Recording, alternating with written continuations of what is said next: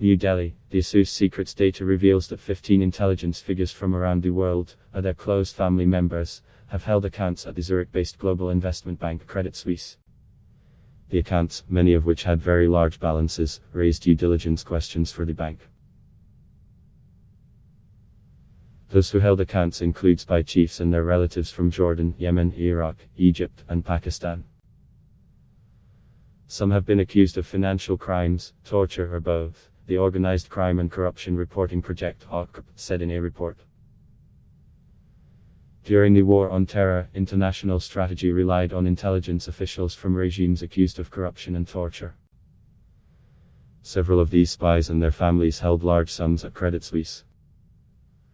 All four had roles in key US interventions in the Middle East and Afghanistan, from the CIA's early attempts to back anti-Soviet mujahideen in the late 1970s, to the First Gulf War in 1990, to the so-called Forever Wars, launched in Afghanistan and Iraq since 2001.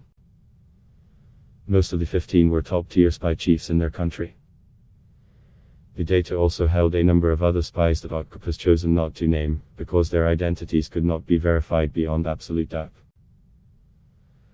Along with Jordanian spy master Saad Khair, 3 of these spy chiefs have common career threads that make them stand out: Egypt's Omar Suleiman, Pakistan's General Akhtar Abdur Rahman, and Yemen's Ghalib al-Kamish.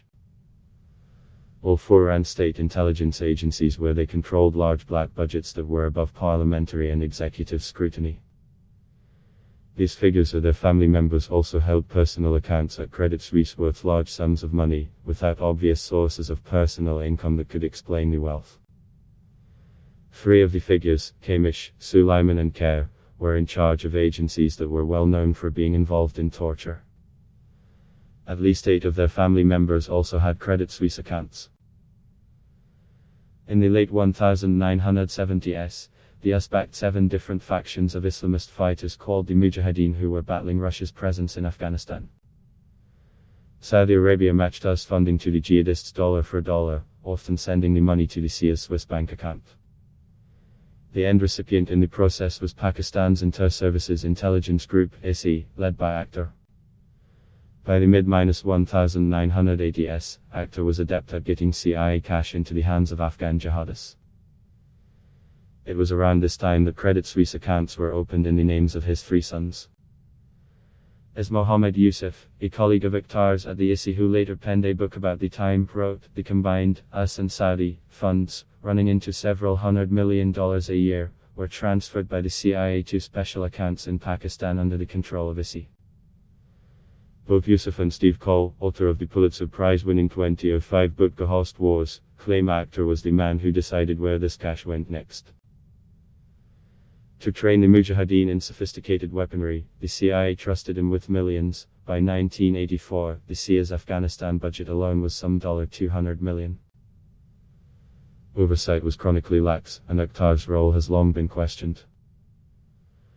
One South Asian intelligence source with knowledge of Afghanistan operations told OCRP, it was easy at that point in time to open Swiss banking accounts of any manner or type for transfer of overt funds. Akhtar was doing it to fill his own pockets. A lot of money was siphoned off from the Afghan war and into his bank accounts. Akhtar died in a 1988 plane crash that also killed his boss, Pakistani dictator Zia ul-Haq.